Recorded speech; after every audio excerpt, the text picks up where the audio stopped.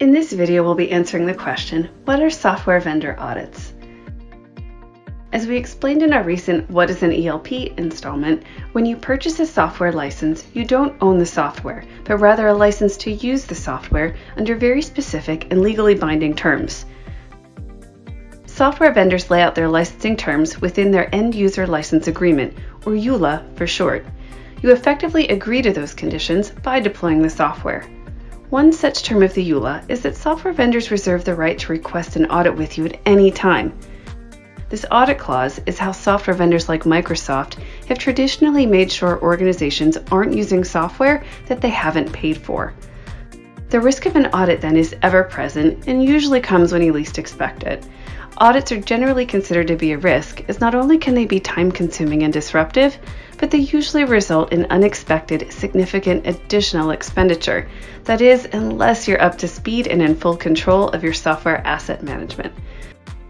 To identify whether your current deployed software is in compliance with your purchased license entitlement, you'll need to understand your effective license position, or ELP, with the vendor.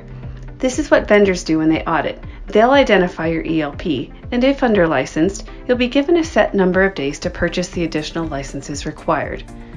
It's often the case that non-compliance can be caused by simple mistakes, things like deploying the wrong software versions or unknowingly enabling virtualization technologies to multiply the volumes of licenses required, not purposeful, deliberate over-deployment of software that hasn't been paid for.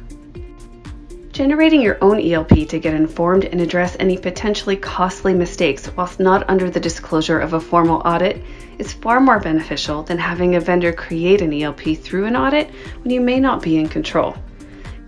Given that licensing is so complicated and around 30% of software purchased is never actually used, getting informed with an ELP is the first step to getting in control and being able to take the correct actions to optimize your licensing, reduce costs and risks, and eliminate overspending as well.